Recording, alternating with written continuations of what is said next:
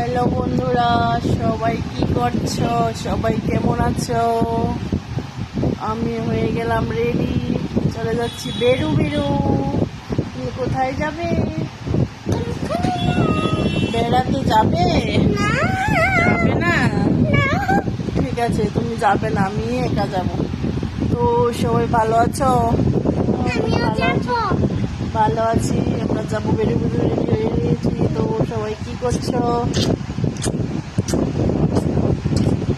সবাইকে জানাই জন্মাষ্টমীর শুভেচ্ছা।